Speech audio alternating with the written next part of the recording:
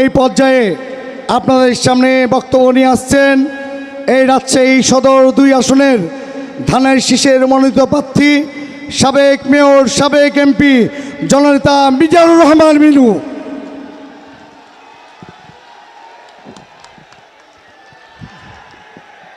শ্রদ্ধেয় সংগ্রামী রাজশাহীবাসী,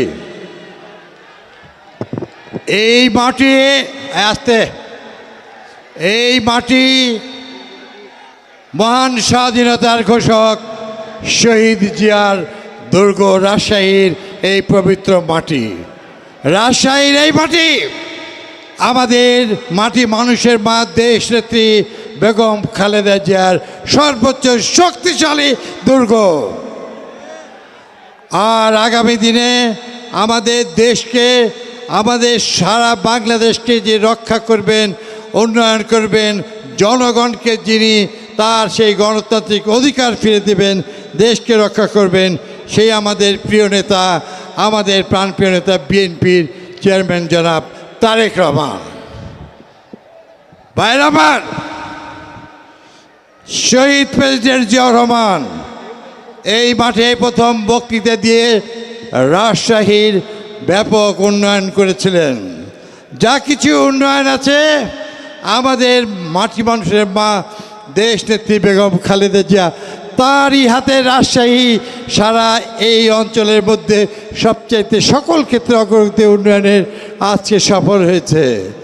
আমাদের ইনশাল্লাহ আমাদের নেতা আজকে শুধু বাংলাদেশ নয়, আমাদের মা যেমন সারা বিশ্বের নেত্রী বেগম খালেদা জিয়া, ঠিক তেমনি 17 বছর আন্দোলন সংগ্রামের বাংলাদেশকে রক্ষা করার নেতৃত্ব দিয়ে আজকে তিনি বিশেষ এবং এই অঞ্চলের সবচেয়ে জনপ্রিয় উদীয়মান নেতা।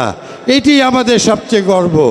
তাই আজকের এই সমাবেশের সভাপতি আমার ছোট ভাই, আর প্রধান অতিথি আমাদের সেই দেশের সর্বস্তরের জনগণের স্পন্দন হৃদয় দলের চেয়ারম্যান জনাব তারেক রহমান। আমি খুবই আনন্দ বোধ করছি রাজশাহীবাসীর পক্ষ থেকে আমাদের শ্রদ্ধেয় ভাবি আজকে আমাদের শাহ মখদুম উপসভাতে উপস্থিত হয়েছেন। সেই জন্য সবাই জোরে রাজশাহীবাসী থেকে একটা তালি দেন।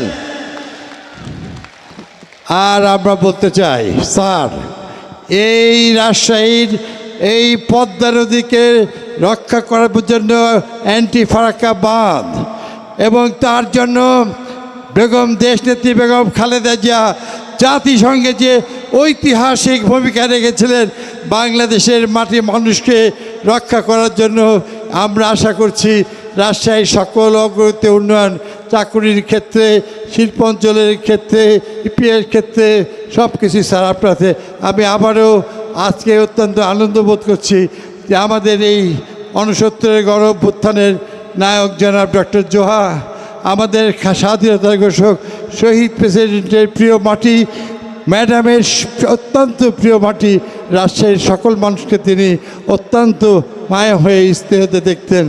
আজ আমাদের নেতা তারেক রহমান, রাজশাহীর সব কিছু অগ্রগতি উন্নয়ন বাংলাদেশের আজকে তার হাতের। আমি আজকে আমার ভাইদেরকে বলবো, আগামী 12 তারিখ নির্বাচন, সেই নির্বাচনে আমাদের নেতা দেশ নেত্রীর নেতৃত্বে জনাব তারেক রহমান সাহেব এই অঞ্চলের আমাদের 6টি আসনই ধানের শীষে জয়লাভ করেছিল। আমাদের রাজশাহী বিভাগের 39টির মধ্যে 38টি 2001-এও তাই। স্যার অনেক কষ্ট করেছিলেন, মাননীয় চেয়ারম্যান অনেক কষ্ট করেছিলেন। তাই আগামী 12 তারিখের নির্বাচনে রাজশাহী থেকে সমগ্র এই অঞ্চলের সবাইকে ধানের শীষে ভোট দেওয়ার জন্য স্যারকে আপনারা হাত তুলে সমর্থন জানান। সবাই আগামী 12 তারিখে ধানের শীষে বাংলাদেশ জিন্দাবাদ, আমাদের নেতা শহীদ অমর হোক, ম্যাডাম অমর হোক, তারেক রহমান জিন্দাবাদ।